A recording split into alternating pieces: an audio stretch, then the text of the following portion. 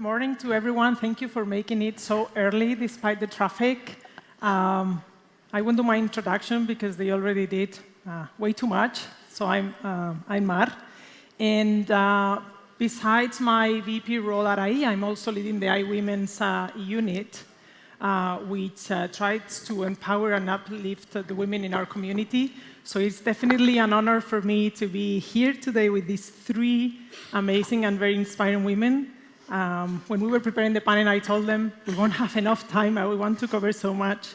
Now onto the presentations. They were also generous enough to tell me, forget about the bios. They can check them on LinkedIn. And so we have more time for the discussion. So thank you very much for your generosity. And I do encourage you to go and check their LinkedIn profiles because they are really, really a true source of inspiration for all of us. But I do want to highlight something that is actually very much along the lines of our summit this year on this idea of human by design and human centricity. And I wanted to get a little bit human here, so I asked them two questions. First, tell me your superpower, and second, tell me a fun fact about you. So I'm going to start with Sarah. Her superpower is curiosity, very important and very human. And the fun fact is that she has a morning ritual of completing 5 games while having her first cup of coffee. I won't name the games, but they are in order. Some of them like the New York Times mini crossword. And they have to be in order too. So, next, Rachel, superpower, creative energy. And again, go check her LinkedIn profile, and you will see that superpower very well reflected. And a fun fact is that she's from Scranton, Pennsylvania, which, for those of you who do not know, it is the site of the American version of the Office and also hometown of President Biden. And she also has a knack for naming companies. So Brain Trust, staffing, Playdom, social gaming, and so on. And Catherine Mincho, her superpower, actually not being afraid of making mistakes, while brave and bold. And the fun fact is that she's a passionate lover of snacks. So I cannot refrain from asking, what's your favorite snack? Probably biltong, like any sort of dried, cured meat. That's fantastic to be in Madrid. I've been sampling it all. OK, thank you. So enough with the introductions, but you can see that beyond those really amazing and inspiring profiles, there is real human beings, and actually with very human superpowers that, by the way, we all have. We just have to find out which are ours. The topic of our panel is break the mold. So I have to ask to each of you in 1 minute, how do you feel you broke the mold to get where you are today? And do you still do? Maybe, Catherine, you can start. Sure. I think that part of how I'd say I broke the mold is not letting anyone else define what I could or couldn't do. When I was first raising money for the Muse, I got turned down 148 times by investors before I closed our first $1 million. We went on to raise $50 million and sell to private equity. So the company, I think, I had to spend a lot of time understanding both why I was getting the no's, but also why they might not see the opportunity I saw. And I didn't let that stop me. And it took you very far. Congratulations. Sarah, how about you? So I think when I kind of think about the connective tissue of like when I was growing up and then also in my career, I think the way that I break the mold is I make very unconventional decisions. And I usually tend to go against social convention sometimes. And I, very much so, eh? Sometimes it works and sometimes it fails very, very, very, very miserably. But I think for the most part, it has benefited me because it made me take more risks. It made me learn how to be more fearless. Like Catherine said, learn how to fail, be resilient, and pick myself up. But I think when I think about breaking the mold, I also just ignored the naysayers around me, just like Catherine, that I couldn't do it, I couldn't be it, I couldn't move to Spain, I couldn't learn another language, I couldn't be successful giving presentations in another language. I just said, why not? And when I made career choices, my husband always tells me that I say the same thing. He says, you always say that. You say, this is either going to be really great, like Sheryl Sandberg says, let's go rocket ship for my career, or it's going to be really bad, but I'll learn. And it's worked out. And I've had a little of both. So you keep breaking the mold, right? Yeah. Thank you. How about you, Rachel? I think for me, what I go back to is I was running a tech startup when Sheryl was writing the book Lean In. And I was a feminist, I want to be clear. I was a diehard feminist, but I hadn't really worked in the women's space. I didn't know the research, I didn't have the background. And so when she tapped me to run Lean In, that was a massive breaking of the mold, right? I moved from tech to a not-for-profit. I moved from tech to mission-based. I actually moved from men-led teams to my first woman-led team. So in many ways, it was just breaking the mold. The one thing that I think is important, though, when you break the mold is what do you take with you? So what I took with me was the way technology companies approach solving problems, using data, staying very results-driven. And so I always say, that's what we brought. And so Lean In, to me, is the best of what I learned coming out of tech, and then the best of what happens when you work in a mission-based organization. You believe deeply in inclusion. You believe deeply in the power of women leading. And so we're kind of, to me, best of breed. I always say we're a startup for good. Okay, that cross-pollination across sectors that you all have it in your profiles. It's not that you stick to one sector or one area. You've been, picking and choosing different things. Okay, thank you so much. So let me talk a little bit about leadership and women. And I want to start with Sarah, because she calls herself an advocate of servant leadership. And again, one of the topics of the main topic of these summits is human by design. So around this idea of this human-centric future, what is your vision of a servant leader? And how is this leadership style relevant today, for the world of today, but most importantly, for the world of tomorrow? And my last question, so it's two questions in one. Okay. Do you think women are more equipped for this type of leadership? Okay. Let me see if I can do all that in 3 minutes. You can have so first of all, I can have a couple more. So servant leadership, along with the human-centric focus of South Summit this year, is absolutely focused, has a commitment to the growth of people. Not AI, not technology, not widgets, not services. It's on the growth of humans. And how a leader shows up to make sure that the people on her team are meeting that challenge, right? And so I tend to talk about a lot of C's that characterize servant leadership or transformational leadership. Servant leadership was based on a book that came out, I'm going to say about 30 years ago, from a gentleman called Robert Greenleaf. And it's based on the principle that you are showing compassion, you are a good communicator, meaning you're an active listener, you are giving feedback, you are focused on community. Right? So I know that stakeholder capitalism is kind of fallen out of, I don't know, 3 or 4 years after the pandemic, now we've forgotten about the pandemic, but it's kind of fallen out of favor. But I truly believe that if you are a good servant leader, you are a good communicator, you have compassion, you're an excellent leader, you're focused on community, you're focused on the growth of your people, that the profits will come, right? And I think it's really being challenged in the last couple of years, this whole idea of transformational leadership. But to your question, Mar, why is it important now? If you think about how we are going to transform and change with AI, with generative AI, and how we need to lead our teams through this change, there is a lot of FUD out there. Do you guys know what FUD is? Fear, uncertainty, and doubt. There's a ton of FUD out there, especially in our people, in our teams. And I think it's incumbent on a leader to be transparent and open about which jobs are going to transform greatly, potentially disappear, but also give guidance, be that servant leader, show up and help those people understand how they are going to transform, how their jobs might become better, how they might become more productive, where they can guide their career with the advent of all of these wonderful new tools. And I think we all get stuck on how can we use this technology now to make our business better, but how do we use that technology to make our people better? Mm-hmm. And I think that is what is at the core of servant and transformational leadership is. How are you showing up as a leader? And I've put a couple posts on LinkedIn saying, I think that the CEO should be the chief learning champion. That's what your role needs to be as we move forward. You have got to be the first person showing up on teaching people how they're going to have to transform and learn and be in that continuous evolutionary mode, probably forever. I'm not going to say it's going to stop now. I mean, this has been basically what I've lived, my lived experience in technology the last 30 years. It's just the speed, the acceleration now of change is pretty overwhelming.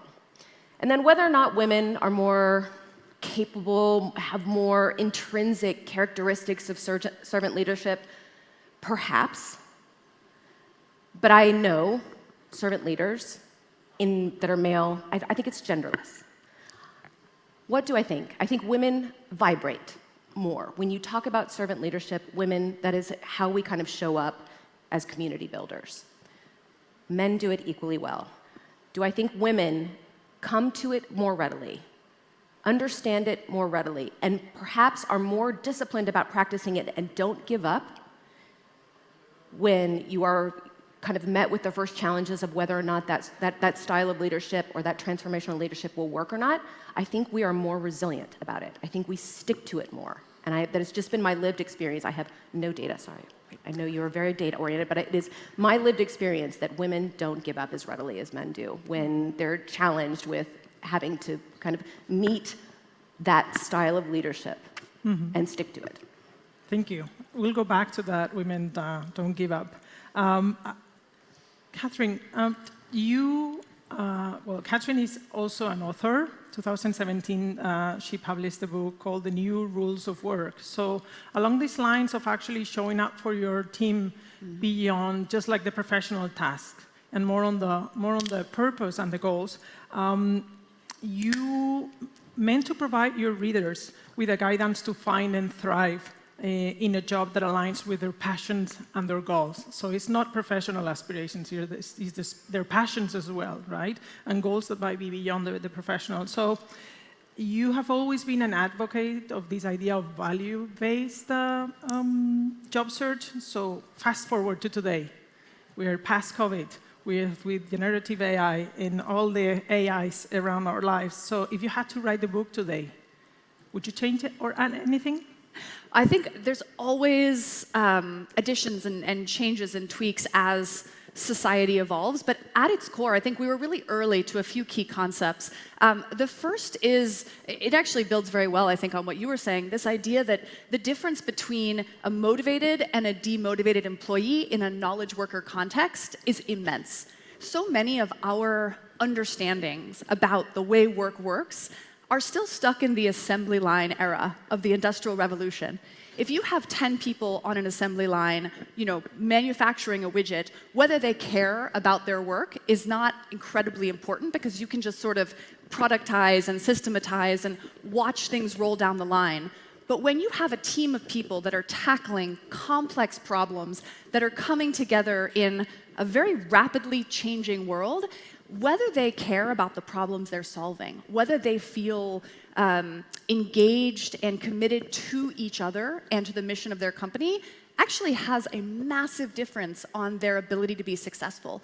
And so I think we're seeing that the types of leaders that best motivate teams are changing. I'm a huge believer that companies need to be more clear and more transparent about who they are, and leaders need to be very clear and transparent upfront about who they are, because just like in dating relationships, there are a lot of different people in the world looking for a lot of different companies, a lot of different professional trajectories, and the most important thing tends to be if people are clear on what they want and if they know whether they're getting that when they're joining a particular team.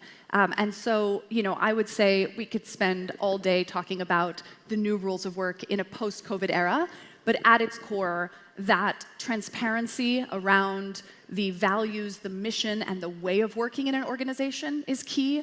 A leader, whether it's within a small team or a massive company, a leader being clear about who she or he is, what they stand for, what they expect from their people. I think these are the ground rules that allow people to do their best work. And let technology solve the things that technology is best at, and let humans bring what currently still only humans can do. And I think in that intersection is where the most beautiful magic happens. Where magic happens, yeah. And many times when we're talking about the passions and the goals, there are those professional goals, the paycheck at the end of the month, but more and more people, and I guess many of us are in this group, I would say most of us, want to really create impact, right? I want to make sure that I'm in a job where I can create impact. So on this idea of impact, Rachel, you've been the driving force behind the Lean In's initiative to promote gender equity. Your platform has over 2 million members. By the way, it's a women's platform with both men and women, so congratulations on that. And I wanted to ask you, can you share with us some of the most impactful changes that you have seen in the workplace as a result of, of Lean In's initiatives and efforts? And what role do you think men play in it? Well, let me start by saying that men are about 50% of the population, women are about the other 50%, so we're not going to get anywhere unless we do it together, and we believe that deeply. And further, we're all impacted by gender bias. Do I believe it has more of a negative impact on women? I do. Because you either have to fundamentally believe that women are less talented, or that there's some type of bias in the system, or 50% of our companies would be run by men and 50% of our companies would be run by women. So we have to accept that there's gender bias in the system. But we definitely need men to be part of the conversation and part of the solution. And we focus a lot on allyship. At the foundation, as I know many people do, because it's so critically important, and we know the power of it. And what's really interesting about allyship, so when you take an action to support someone from a group who's has less privilege or less power than you, what's amazing is the research is that you don't just help that person in the moment, you set off a chain reaction. You're kind of slowly changing the culture of work. Allyship and inclusion are powerful forces that spread within organizations. In terms of our work, I guess you've asked, so I'll put a couple plugs in. So we believe in the power of women coming together to support each other. I want to be clear, that doesn't mean we don't think systemic change is deeply important, but we can do a lot for ourselves. So that's to all you women in the room, I can't quite see because of the lights, but there's things that we can do together.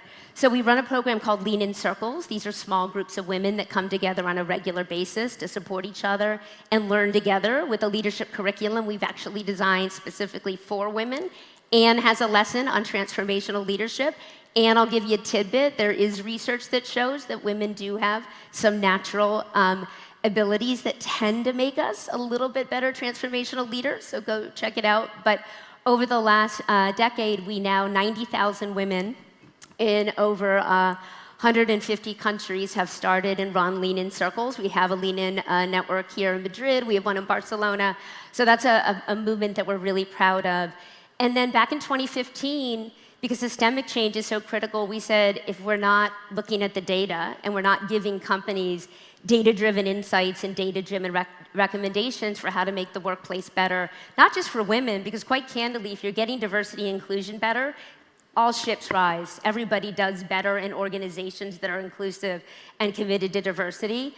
But we started putting out with McKinsey & Company the Women in the Workplace study. It's a little less relevant here, I hate to say, but in the US, it is the largest study on the state of women in corporate workplaces and the most cited study. So that has really moved the dial. And in our own data, so in the US, over the last 10 years, there's twice as many women CEOs. Stat was shared as we were coming out in the US, and our data is 28% of CEOs in the US are women. Do I think that's enough? Heck no. But do I think that's real progress and progress that we should celebrate? Absolutely. And finally, you can have all the right policies and programs in place as an organization, but if you are not fundamentally changing the culture of work, and that takes all of us, of all genders, you're not going to get where we all need to go together. And so we do run programs for companies. We have about 3,500 companies at any given time using our programming. And it's about employee training, about how to interrupt bias, and how to practice allyship. And we think that piece of it is such an important part. And listen, when you're at a conference, you always go, hey, what can I do? Like, I spent the whole day, is there anything I can do? You can start educating yourself more on how bias shows up and how to show up as an ally, and that's something that you can do from the most junior person in the room to the most senior person in the room starting today to make a difference? Thank you. Actually, we do read, I do, Women in the Workplace, and it's very interesting. And you said 28% of... 28% in the US. In 2024, in the tech sector, only 50% of CEOs are women, and only 12% hold C-suite positions, so still a long way to go. I want to bring a topic, and I want to ask the audience, how many of you have ever heard about the glass ceiling? Can you raise your hand? Okay. How many of you have heard about the glass cliff? Okay, not so many. So let me actually, this question is for Sarah, but the glass ceiling has been recognized as a barrier for women to actually reach in top leadership positions. But actually the glass cliff, which is this phenomenon by which women and minorities are primarily and often appointed to leadership roles during times of crisis of poor performance. So when the ship is going down, let's nominate a woman CEO and to save the ship, right? So I want to ask Sarah, in your experience, particularly in the tech industry, you have seen this time and again. So my question is, how are women making it to the C-suite positions in the tech sector and in general? And are we jumping too fast and signing too fast for a job that is probably unattainable? And I add something that actually Sarah mentioned when we were preparing the panel. Are we dumb? Right, okay. Are we dumb? Thanks, Mark. That's a great handoff. Are we dumb? I think we're being a little naive. Not dumb, okay? So I recently certified myself as an executive coach, and curiously, I have a lot of women clients. I don't know if that's a bias. I'm not trying to exercise bias. I will take male clients, okay? But when women executives come to me, invariably, they have been in one of these glass cliff situations. And I always hear the same thing. I just wanted that C title so badly. It was, and I thought it would possibly be my only opportunity. And therefore, I did not do enough due diligence. I didn't understand whether I had the board behind me. I didn't understand whether I had the person if I was going to have the right team, how much change they were going to let me make. Who was I accountable to? What kind of communication team did I have to back me up in this crisis situation? I mean, just a lot of due diligence that we have to be doing. And the data shows that even in the Fortune 500, the average tenure of a woman CEO is 4 years, or 4.5 or something like that. And for men, it's 7.2. Because usually the woman is appointed to that role when maybe massive transformation has, but it's usually a crisis situation. So one thing is we have to think about what bias is being exercised here. Why are we only taking risks on putting a woman into those top jobs when there's a crisis? Because the men don't want it, right? That's one reason. But the other thing is, it's not that it's being done to us. It's not being done to us. We're willing participants in those roles. So you need to do enough due diligence and to at least know that you have your own personal board of directors behind you and you go into that situation eyes wide open. And if you are willing to only spend X amount of years in that role just to get the C-level title because you know it'll take you to the next, that's a great decision. But I can also tell you it comes at a cost.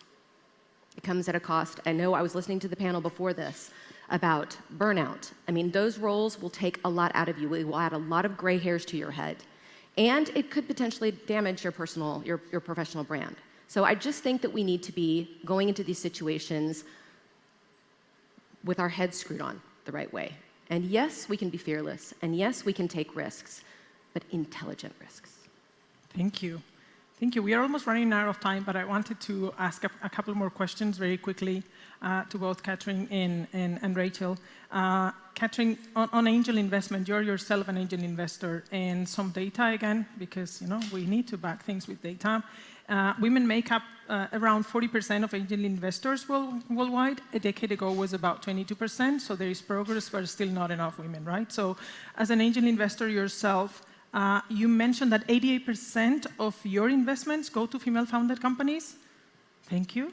But I want to ask you why. What do you find in these companies, and why is it important to have women angel investors? Well, part of why I started angel investing is because when I was raising capital myself, only around 1 in 10 of the investors that I met with were women. We initially at the Muse had a product that served more women than men, and I found that a lot of, it was easier for people to understand products that they might themselves personally use, which I think, by the way, it's important to invest outside of your own use thesis. For me, when I look at companies, the data, at least, and I'm primarily familiar with US data, is actually that female entrepreneurs and female CEOs do more with less. They're actually more cash efficient. They achieve better results on fewer dollars, in some cases because they're forced to, by having less access to funding. And so while I love investing in a lot of different types of companies, I just keep finding incredible, resilient, driven women, and many of them haven't necessarily been able to raise huge amounts of capital from others. And so it's been an honor and kind of exciting to both back them and also try and share some of what I've learned in the trenches the hard way. But I think a lot more needs to be done. There's more access to capital at the earlier stages now for women and for underrepresented founders. But I've had probably 70 conversations on this. As a company gets later, when we were raising a Series B, a Series C, and beyond, the landscape starts to revert back more towards what it was like in 2011 to 2014 when I was first raising. So we are actually in the forum to encourage angel investors to invest in women. Last question, out of time. Hope they don't kill me. To Rachel, what legacy would you like to leave as a female leader in this world? Listen, I think we need to just get very clear on the conversation around diversity and inclusion. We all know the data, it's super clear. Adam Grant just shared a new study with me that shows a causal link between having gender diversity and better outcomes. For every 1% more women in a company, the market cap of the company goes up by 150 million. For every one mark of deviation, it goes up over $1 billion. So I think the case for diversity and inclusion is really clear. And I think the pacing needs to be, we're deeply committed to diversity and inclusion because we run technology companies and we know that's how one innovates. And if we can really stay focused on inclusion is the path to innovation, I think we'll get where we need to go. Thank you. So this is not a pro bono endeavor, right? This actually makes a lot of sense. Thank you so much to this very inspiring panel. I hope you found it as inspiring as I did. I wish we had more time, and thank you all for attending today.